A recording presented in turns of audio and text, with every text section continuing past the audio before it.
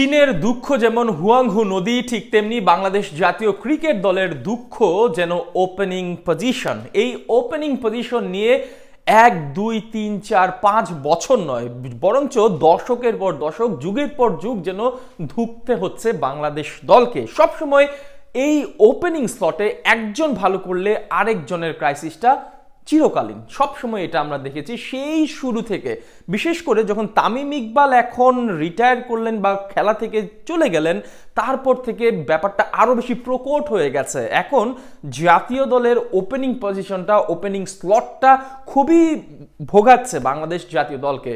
সবশেষ যদি টি-20-র কথাটা চিন্তা করেন, কারণ এখন টি-20 সিরিজ খেলছে ওয়েস্ট ইন্ডিজের বিপক্ষে বাংলাদেশ, সেখানে এই 2024 সালে অনেক পরীক্ষা নিরীক্ষা করা হয়েছে। পারভেজ ইমনকে নেওয়া হয়েছে, তানজিদ তামিম আছেন, লিটন সৌম্যকে ট্রাই করা হয়েছে, লিটন ইমনকে ট্রাই করানো হয়েছে, ইভেন ক্যাপ্টেন নাজমুল শান্ত ওপেনিংয়ে ট্রাই করেছেন টি-20-তে।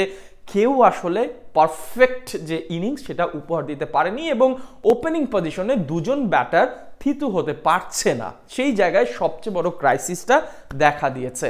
তানজিদ তামিম ইকবালের পরবর্তী সময়ে মোটামুটিভাবে ধারাবাহিকভাবে ওপেনিং পজিশনে খেলছেন, তাকে মোটামুটি এক জায়গায় ফিক্সড করা হয়ে গেছে। কিন্তু অপর প্রান্তে যে ক্রিকেটার হবেন, যে ওপেনার হবেন, সেখানে লিটন, পারভেজ ইমন, নাজমুল শান্ত থেকে শুরু করে অনেক ব্যাটারকেই ট্রাই করা হয়েছে, কেউ আসলে প্রমাণ করতে পারেনি। সবশেষ এখন যেটা আসার আলো, সৌম্য সরকার, তিনি আসলে চরম ফর্মে রয়েছেন, দারুণ ক্রিকেট খেলছেন। এই সময়ে দীর্ঘ একটা সময় ব্যাট প্যাচে থাকার কারণে দল থেকে ছিটকে গেছেন, সেই সৌম্য দারুণভাবে কামব্যাক করেছে। এই সৌম্য কি তাহলে পারবে থিতু হতে বাংলাদেশের ওপেনিং পজিশনে? তানজিদ তামিম এবং সৌম্যর কি একটা কম্বিনেশন তৈরি হবে লং টার্মের জন্যে?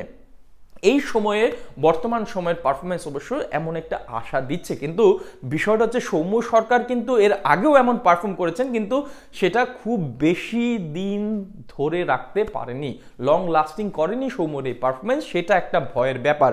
কিন্তু 2024 সালে যদি আপনি ওয়ানডে ফরম্যাটটা দেখেন, টি-20 তো সবশেষ 4 ইনিংসের 2টাতে তিনি 43 রান করেছেন, একটাতে আবার 43 রানের একটা ইনিংসে অপরাজিত ছিলেন, একটাতে 0 আর একটাতে 10। সো খারাপ না, ভালো করছেন। এই সৌম্য সরকার সবশেষ ওয়েস্ট ইন্ডিজ সিরিজেও আসলে চমৎকার পারফর্ম করছেন, যার কারণে আসার কথাগুলো আসছে, আসার সম্ভাবনা তৈরি হয়েছে।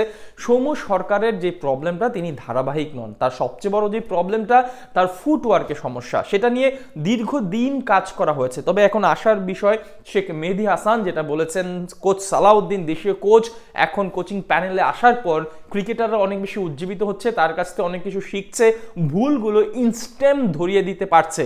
একজন বিদেশি কোচ একটা প্লেয়ারকে আগে জানতে হচ্ছে, কিন্তু সালাউদ্দিনের কাছে এই প্লেয়ারগুলো একদম ছোটবেলা থেকে বড় হয়েছে সালাউদ্দিনের হাত ধরে। সো সালাউদ্দিন কিন্তু ব্যাপারটা জানে কার প্রবলেমটা কোথায়, এবং সেটা ইনস্ট্যান্ট তিনি ধরিয়ে দেওয়ার কারণে ক্রিকেটাররা শুধরে নিতে পারছে এবং ভালো করছে, যেই দাবিটা করেছে শেখ মেহেদী ওয়েস্ট ইন্ডিজের বিপক্ষে প্রথম টি-20 ম্যাচের man of the match. Sheikh মেহেদীর এই কথা ধরে যদি বলি, সৌম্য সরকারের প্রত্যাবর্তনের একটা দারুণ সম্ভাবনা রয়েছে কোচ সালাউদ্দিন কোচিং প্যানেলে ইনভলভ থাকার কারণে। সালাউদ্দিনের কারণে হয়তো বা সৌম্য সরকার নিজের ভুলগুলো খুব সহজে এখন শুধরে নিয়ে তিনি বাংলাদেশের ক্রিকেটে ওপেনিংয়ের যে ক্রাইসিসটা, সেটা হয়তো বা দূর করতে পারে। সৌম্য সরকারের কাছ থেকে আমরা সবসময় এরকম একটা ইনিংস বা মারমুখী ইনিংস, টি-20 স্পেশালিস্ট হিসেবে আমরা তাকে এক্সপেক্ট করেছি বরাবরই, কিন্তু লম্বা সময় তিনি বাজে ফর্মের মধ্যে থেকে বাংলাদেশের মানুষকে হতাশ করেছেন।